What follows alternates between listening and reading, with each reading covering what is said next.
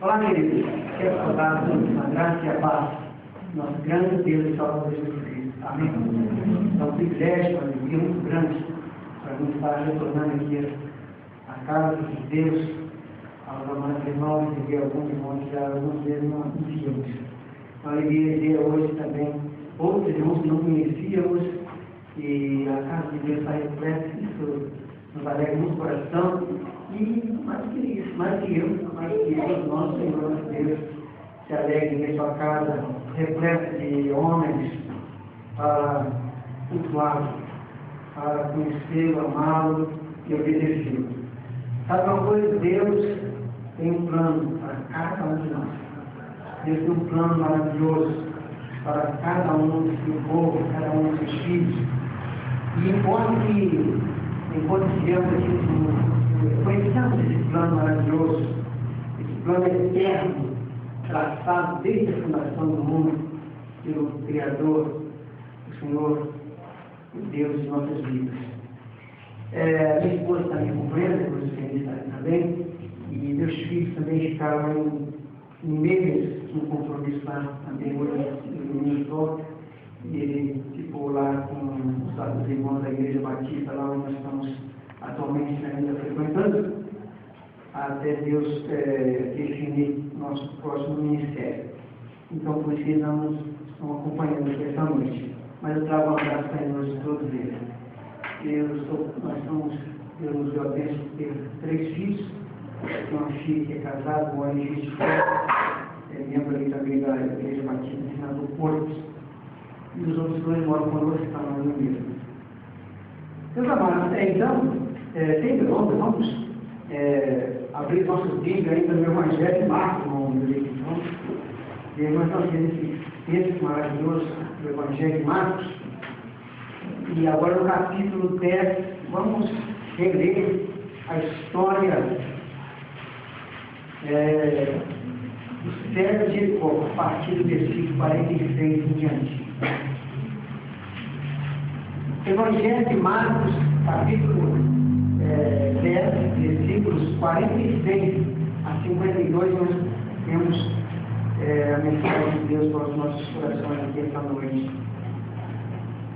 Vamos, se puder, ficar em pé, reverente a palavra do nosso Deus, e vamos ler esses versículos.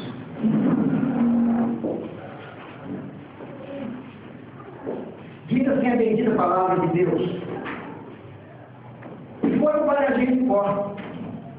Quando ele saía de Jericó, juntamente com os discípulos e numerosa multidão, Bartimeu, cego, mendigo, filho de Timeu, estavam assentados à beira do caminho. E ouvindo que era Jesus, o Nazareno, pôs-se a clamar: Jesus, filho de Davi, tem compaixão de mim. E muitos o repreendiam para que se calasse.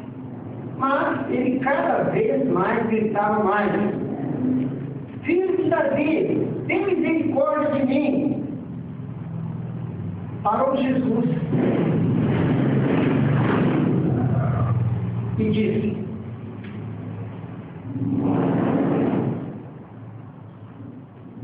Chamai-o.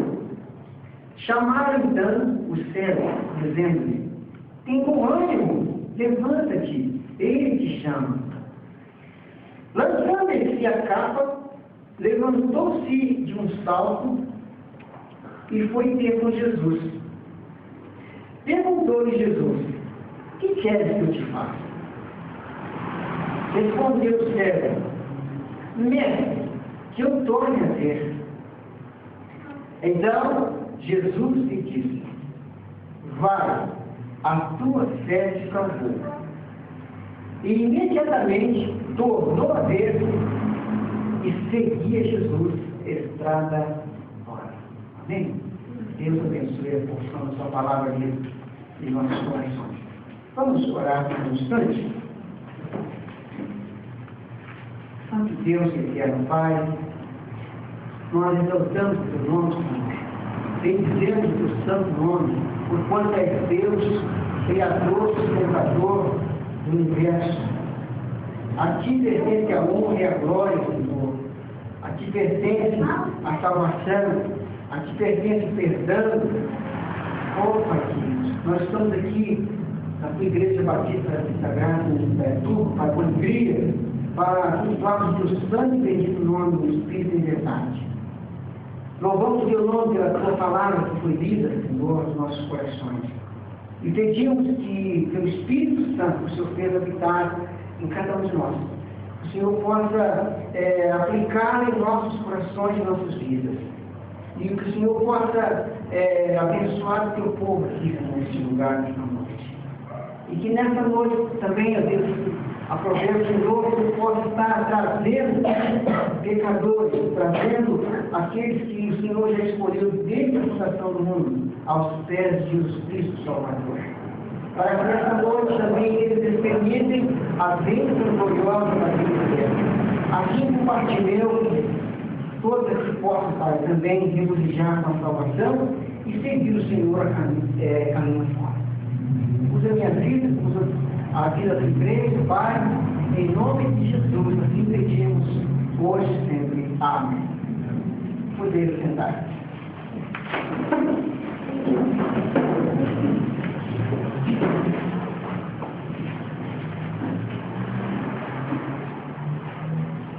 Antes de entrar aqui no texto de Marcos, capítulo 10, eu gostaria de lembrar um texto da palavra de Deus que está em Jeremias, capítulo 17, versículo de número 23.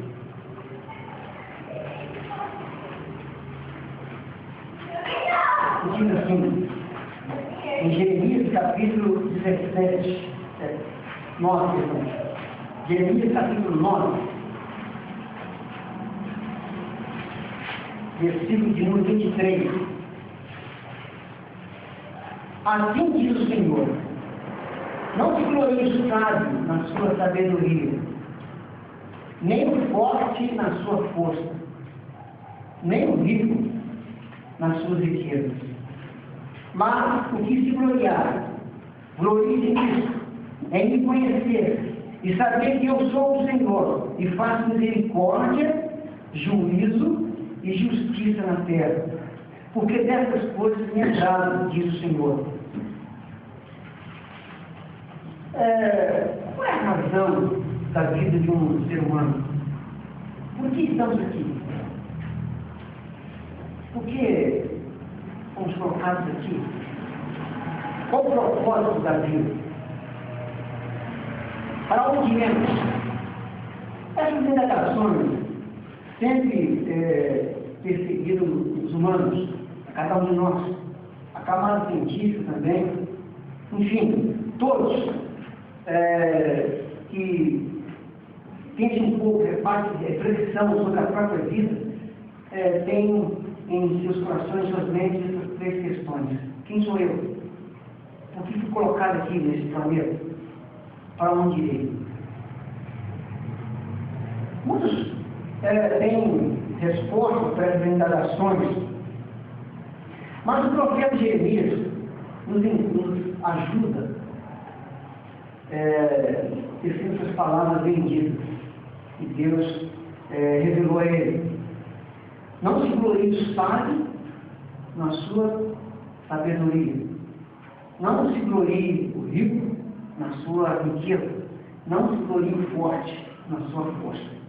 Mas aquele que se gloriar, glorie-se nisso, em me conhecer. Eis aqui o segredo de conhecermos a Deus. Você conhece a Deus? Você conhece o caráter de Deus? Quem é Deus? Você conhece a palavra de Deus? Você conhece os decretos de Deus, a revelação que Deus fez à humanidade? Pois sabe que isso depende a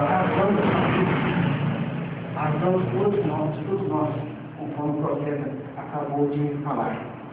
Jesus, complementando em João capítulo 17, versículo 3, 4, ele diz assim: olha, a vida eterna é esta, que te conheço, a ti como único Deus verdadeiro, e a Jesus, aquele que tu enviaste. Então, queridos, eu não tenho dificuldade para pregar. para falar essa igreja tão bela, tão bonita que ilumina tudo. E Deus plantou nesse lugar. Vida eterna. O que é vida eterna? Conhecer a Deus como o único Deus verdadeiro. Conhecer Jesus, aquele que ele enviou, como propiciação dos pecados. E por quê propiciação dos pecados? Porque o pecado é que faz separação entre Deus e a raça humana, entre Deus e os humanos, entre Deus e o seu povo. E para esse entrada, para esse obstáculo, só há um médico. Jesus. Jesus foi enviado para a propiciação dos pecados do povo de Deus. Não de toda a humanidade, mas do povo de Deus, do povo que Deus escolheu desde a fundação do mundo. Então, queridos, nesta noite, talvez você tenha também estado assaltado com essas indagações. Quem é você? O que você está fazendo aqui nesse mundo? Para onde você vai? Jeremias disse que não devemos gloriar nem na nossa sabedoria, no nosso intelecto, não devemos nos gabar do nosso dinheiro e não devemos nos gabar na nossa força. Mas a conhecer a Deus. A palavra conhecer a Deus é muito profunda, tanto no Velho também quanto no Novo. Conhecer a Deus é ter um relacionamento íntimo com Deus. Conhecê-lo, saber que Ele é o que é, saber qual o caráter de Deus. Está fazendo uma discussão muito grande pelos internautas quanto a uma seguinte questão sobre Deus. Quando se estuda, por exemplo, o livro de Josué, uma gama de pessoas internautas dizem, olha, eu não posso conceber um Deus como esse que manda matar. Que Deus é esse? Como é que Deus que se diz que eu atribuo da bondade manda matar um povo exterminar, um povo completamente, tanto crianças como mulheres e homens? Então, pessoas que não conhecem a Deus, pessoas que não conhecem a palavra de Deus, não conhecem o caráter de Deus. Por isso há muita confusão no mundo hoje. Mas Jeremias disse aqui, aquele que se gabar de dar-se nisso, em me conhecer. Amém? Por isso o maior desafio do homem é conhecer a Deus. Saber quem é Deus. Porque quando Deus, que Zé faz o seu encontro, ele revela a ele a você, e se não for isso, não tem jeito do homem conhecer. Então você passa a entender por quem é você e por que você está aqui. E você vai amar a Deus. Você vai adorar a Deus. Você vai ter dificuldade de servi-lo e obedecê-lo. Estamos aqui há 2012 anos, né? Segundo os historiadores. Estamos em Jericó, uma velha cidade conhecida como cidade das Palmeiras. Estamos aqui no tempo do cego Bartimeu. Então Jesus foi para Jericó, porque Deus tem um propósito em tudo que ele faz. Jesus foi a Jericó exatamente para salvar algumas pessoas ali.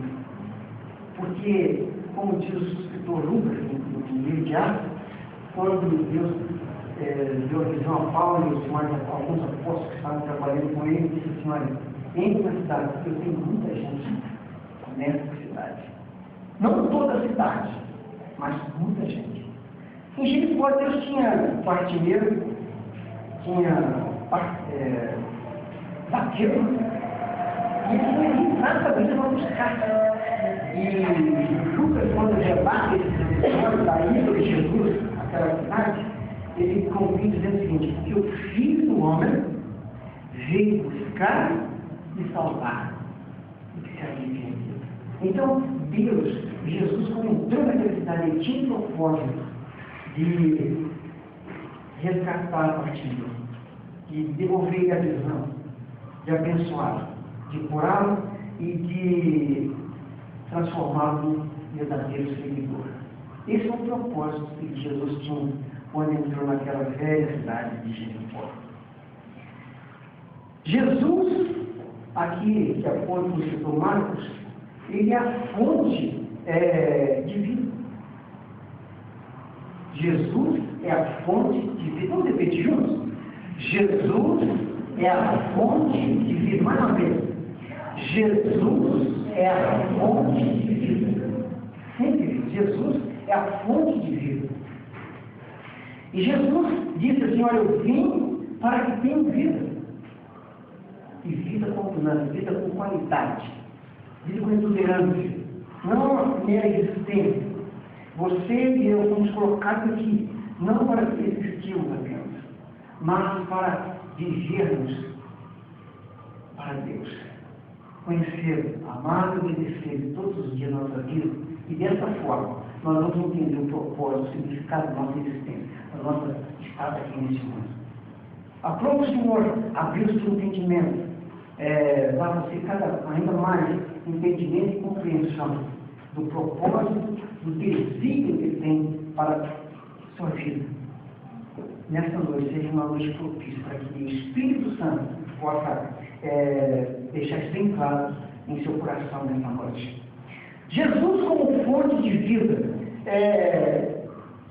Diz o apóstolo Paulo, em Romanos capítulo 3, versículo 23, que todos nós, a humanidade, os 7 milhões que somos hoje, todos pecaram e destituídos estão da glória de Deus.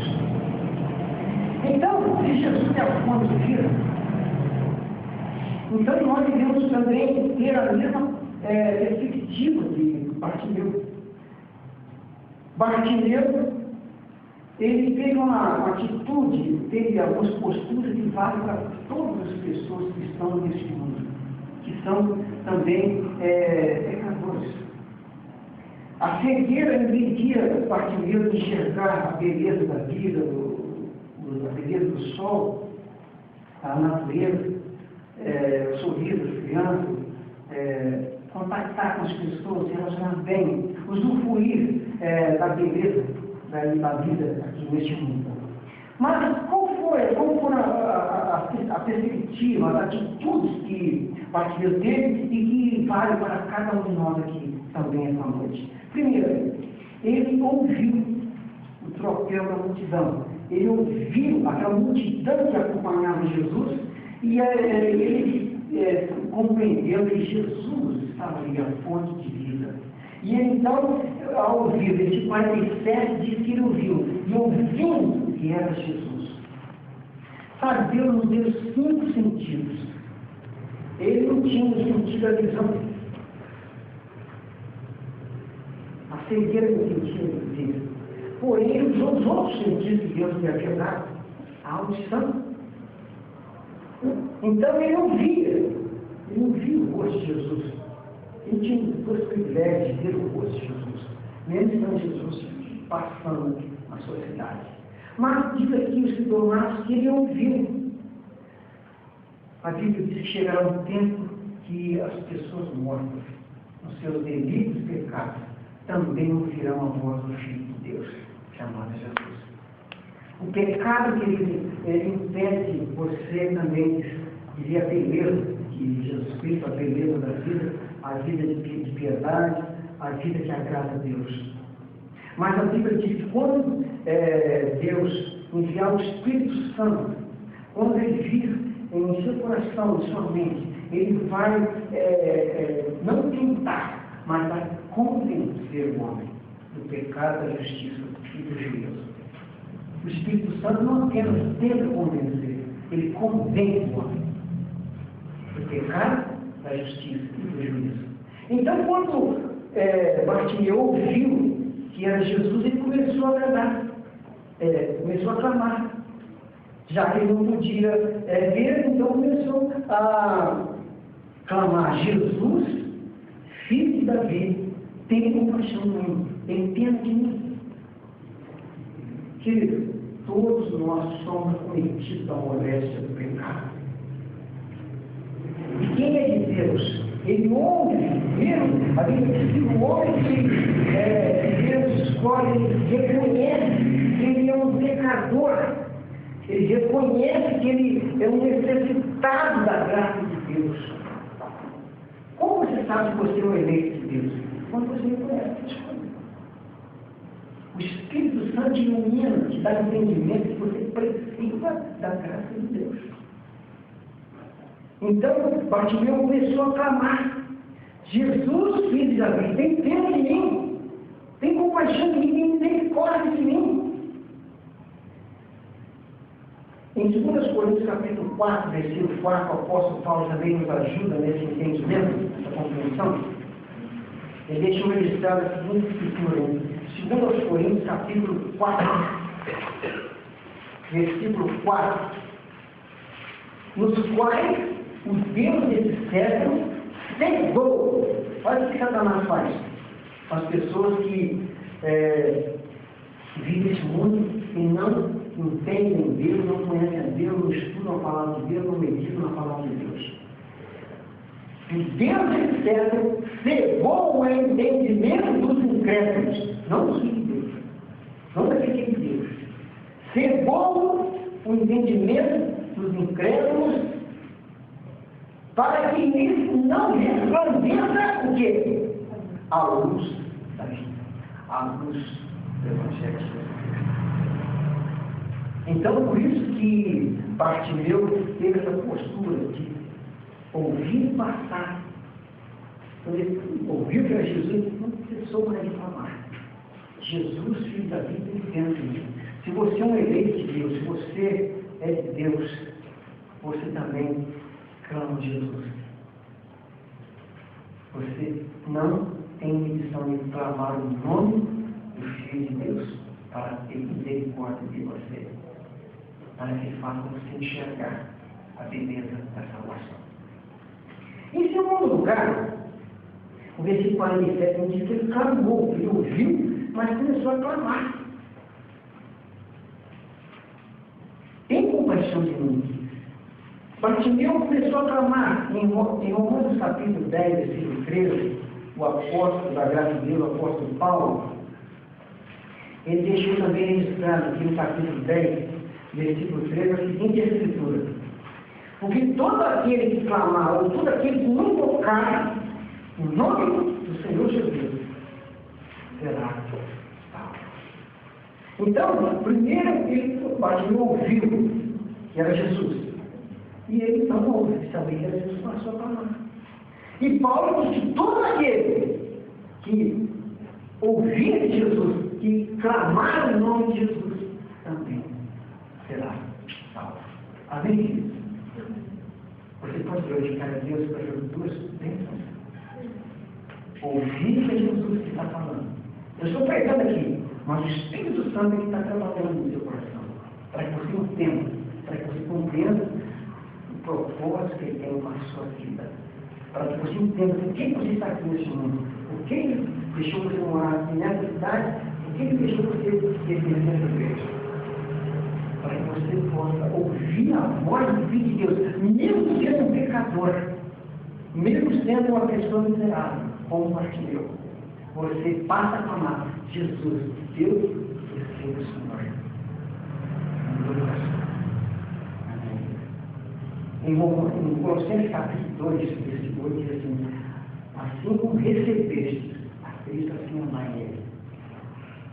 O homem recebe Jesus, ele não aceita Jesus, ele recebe o favor de Deus na sua vida, porque ele entende que ele é um eleito de Deus, um predestinado de Deus.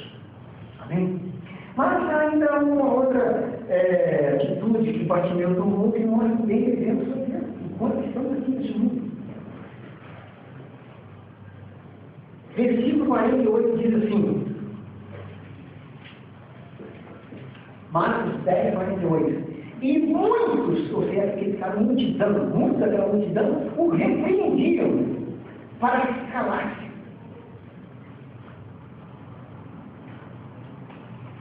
Mas ele cada vez gritava mais: Jesus, filho de Davi, tem pena de mim. Sabe, ele percebeu a sua miséria. Ele percebeu a sua extrema necessidade da sua alma. Todo o que é de Deus, todo o eleito de Deus, ele percebe o seu estado miserável, devorado, pecador, perdido. Como é que você sabe que você é eleito? Se você entende que você é miserável, pecador.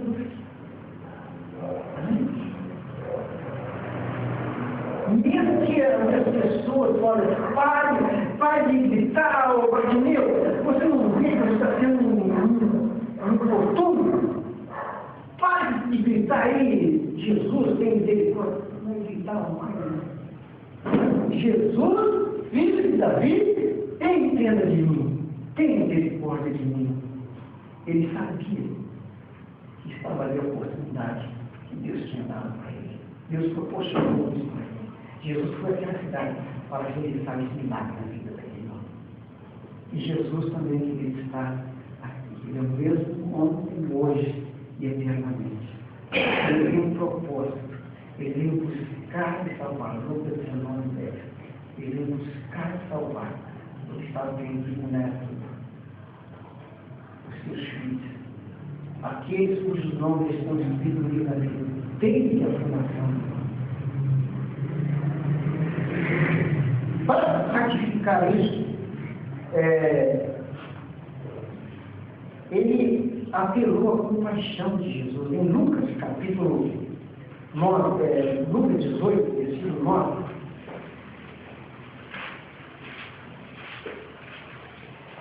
o evangelista Lucas, no capítulo 18, versículos de 9 a 14,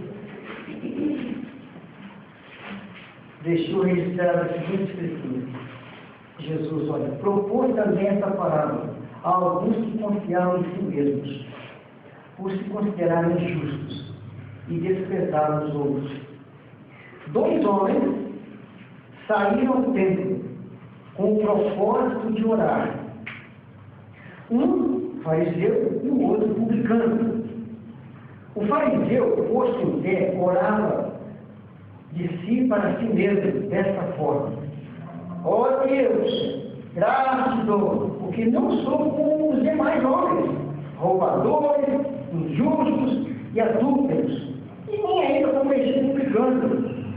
Jejuo 2 vezes por semana e dou o dízimo de tudo quanto ganho.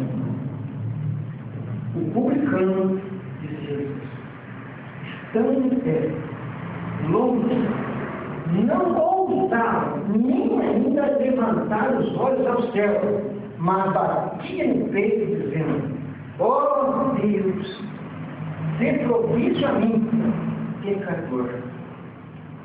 Digo-vos que esse desceu justificado para a sua casa, e não aquele.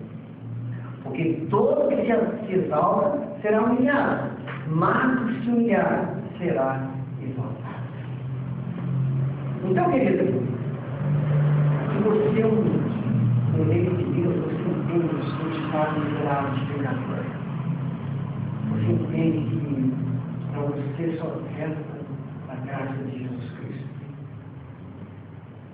A lei veio por Moisés, mas a graça veio por Jesus Cristo. Você entende isso? Não se glorie o sábio na sua sabedoria. Não se glorie o rico na sua riqueza. Não se glorie o forte na sua força. Mas aquele que se gloriar, glorie-se mesmo em me conhecer e saber que eu sou Deus. Eu amo a justiça, faço juízo dessas coisas muito graves. Amém, queridos? Você entende o seu estado miserável, pecador? Então você deve apelar da compaixão dele. Amém? Jesus, filho de Davi, tem compaixão de mim. Vamos repetir? Jesus, filho de Davi, tem compaixão de mim. Essa é a oração dos eleitos de Deus. Essa é a oração daquele que tem seu nome escrito no livro da vida, desde a fundação. Poderá haver O versículo 52 nos ensina uma tremenda bênção. Veja, então Jesus lhe disse: vai, a tua fé te salvou. E imediatamente tornou a ver e seguia Jesus de estrada fora. Primeiro ele ouviu que era Jesus, e ao saber que era Jesus, ele clamou o nome de Jesus, ele percebeu o seu estado de miserável pecador. E ele agora, então, confia em Jesus. O evangelista João ratifica essas coisas, diz assim, em João capítulo 20.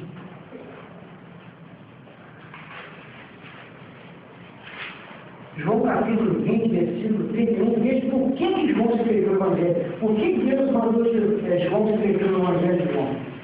João capítulo 20, versículo de número 31. Quem achou pode ler, bem logo para mim, por favor, me ajudem aí. João 20, 31. Esse, porém, foi registrado para criar que Jesus é o Cristo, o Filho de Deus, e para que crendo tenhais vida em seu nome. Coisa maravilhosa, abençoadora. Lembre-se disso. Essas coisas foram registradas. Ou seja, esses 20 capítulos aqui foram registrados com o propósito dizendo de as pessoas que são de Deus creem, confiem nele de todo o seu coração, de toda a sua alma, de toda a sua força, de todo o seu entendimento. Essas coisas eu escrevi para que creiam, para que confiem em Jesus. E dessa forma, ele é a fonte de vida. Sem ele, não somos nada. Um zero esquerdo. Eu sou Jesus, não sou nada. O profeta Isaías, no capítulo 40, diz que as nações inteiras, 7 bilhões de seres humanos, é menos que o nada, pintado no mal. Sem Jesus não somos nada. Eu estava lendo um outdoor essa semana, está escrito assim: você pode até querer viver sem Jesus, mas morrer sem viver é a pior coisa. As pessoas que estão aqui nesse mundo hoje, muitos rebeldes, pois olha, eu não quero receber ninguém, eu não creio, eu sou ateu, graças a Deus, é uma incoerência, mas alguns chamam de ateu, graças a Deus, ateu, graças a Deus, é uma incoerência. É uma incoerência, mas falar que é ateu, graças a Deus. Mas Bartimeu nos ensina um cheiro de Jesus. Então, declarou para ele a palavra mais sublime que um ser humano pode ouvir em toda a sua existência. Vai, a tua fé salvou. A tua fé, na verdade, vem de Deus também. Paulo, escrevendo aos Efésios, capítulo 2, ele diz: pela graça sois salvos, mediante a fé, não repetiu. Pela graça sois salvos, mediante a fé, isso não vem de vós, é dom de Deus, não vem das obras, não vem do Senhor. A fé também é dom de Deus. É Ele que dá a fé. Quando Deus escolhe uma pessoa, Deus providencia todos os meios para que aquela pessoa vá ver Jesus e receba a graça da vida. Jesus é a fonte de vida. Amém, querido? A fé que te habilita a salvação é Ele que dá. Deus não salva você e prevê que você ia crer. Isso é conjectura humana mais farrapada. A fé é um dom que Deus dá para os seus eleitos. A fé não é de todos. A fé é dos eleitos. Judas é dos eleitos. Então, queridos, nessa noite, Jesus confrontou aquele pobre pecador. A tua fé te salvou.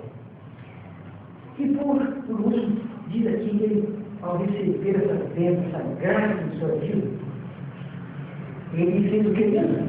Nós temos que fazer também? que Marcos fez ali, versículo 52. Marcos 10, 52. Você tem? No haver que via Jesus estava fora. Isso. Imediatamente tornou a ver e servia Jesus. Qual o propósito de Jesus ao salvar o ser humano? Que faz sentido.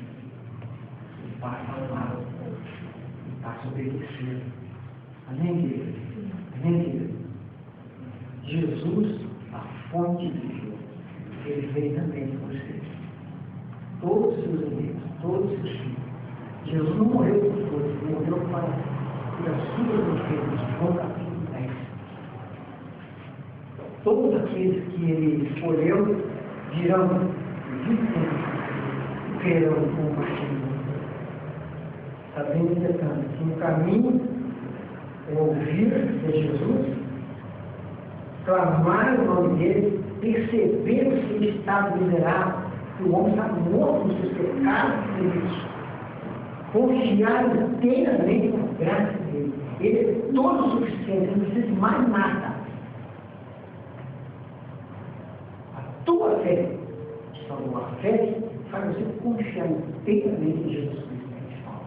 E essa fé é ele que dá. E a partir daí, você só tem que fazer uma coisa: seguir o caminho fora. Seguir toda a sua vida. Com alegria, com prazer, trabalhando para ele. Porque nós não sabemos quantos eleitos tem no mundo dessa. Ele disse: olha, tem muita gente nessa cidade. Então, aqueles que receberam a graça dele, agora devem seguir, fazendo sua vontade. A pregação é uma necessidade das pessoas, é mandamento de Deus, é missão da igreja. Amém? E o Senhor Jesus Cristo, Deus imortal, aquele que somente detém imortalidade, nos abençoe, hoje e sempre. Amém. Vamos cantar um hino